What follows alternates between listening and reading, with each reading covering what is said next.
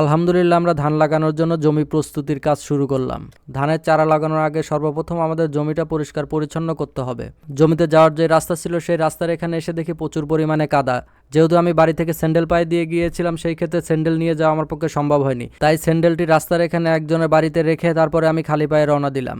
জমির আইলগুলো এত পরিমাণে পিচ্ছিল হয়ে গিয়েছিল যে আমি পা দিয়ে রাখতে পারতেছিলাম না, পা বারবার স্লিপ করতেছিল। এছাড়াও আমার কাঁধে যে স্প্রে মেশিনটা দেখতে পাচ্ছেন, এটার মধ্যে আমি পরিপূর্ণভাবে পানি ভরে নিয়েছি।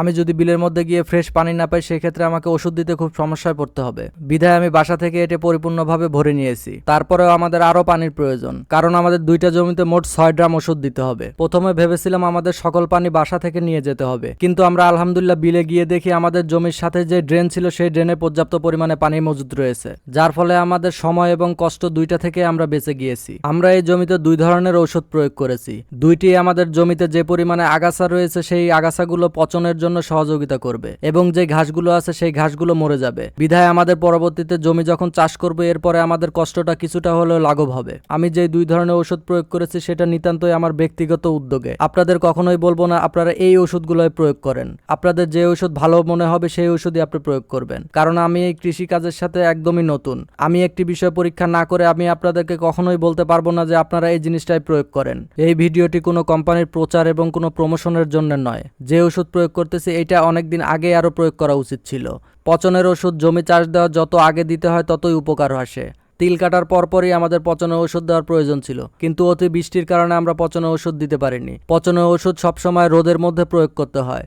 যদি রোদ বেশি না থাকে তাহলে পচনের ওষুধ সেরকম ভাবে কাজে লাগে না। যদিও এবছর প্রচুর পরিমাণে বৃষ্টি হয়েছে, পচনের ওষুধ দিয়ে সেরকম একটা কাজে আসবে না, তারপরেও আমরা পচনের ওষুধ দিয়েছি। যতটুকু কাজে লাগে এই আলহামদুলিল্লাহ। ওষুধ দেওয়ার পরে আমাদের জমিতে তিল কাটার পরে যে অবশিষ্ট গাছগুলো ছিল সেগুলো উঠাচ্ছি, কারণ এই গাছগুলো যদি থাকে তাহলে জমিতে চাষ করা একটু প্রবলেম হবে এবং পরবর্তীতে আমরা যখন জমিটা পরিষ্কার করব তখন এইগুলো খুব সমস্যা সৃষ্টি করবে। তিলের যে অবশিষ্ট গাছগুলো ছিল এগুলোতে আমাদের আঞ্চলিক ভাষায় এটাকে কাকচা বলে। এই তিলের কাকচা অতি তীক্ষ্ণ এবং ধারালো হয়। ধান রোপণের পরে যখন আমরা ধানের ক্ষেত পরিষ্কার করতে যাব তখন এগুলো হাতে বেঁধে হাত কাটার সম্ভাবনা থাকে। এই তিলের কাকচাগুলো আরো আগেই উঠানোর প্রয়োজন ছিল। জমিতে পানি বেঁধে থাকে এবং বৃষ্টির কারণে আমরা এগুলো সঠিক সময়ে উঠাতে পারিনি। যেহেতু জমিতে প্রচুর পরিমাণে ঘাস হয়েছে, সেই ক্ষেত্রে অনেক মানুষ এই জমিতে গরু বেঁধে দিয়েছে। গরু এই তিলের কাকচাগুলো পাড়া দেওয়ার কারণে তিলের কাকচাগুলো ভেঙে গেছে, যার কারণে এখন আমাদের উঠাইতে অনেক পরিশ্রম হচ্ছে। আমাদের সকলের উচিত নিজের একটু লাভের জন্য অন্যের ক্ষতি না করা। যারা এই কাজটা করেছে এটা যদি না করতো তাহলে হয়তোবা আমাদের এই পরিশ্রম একটু কম হতো।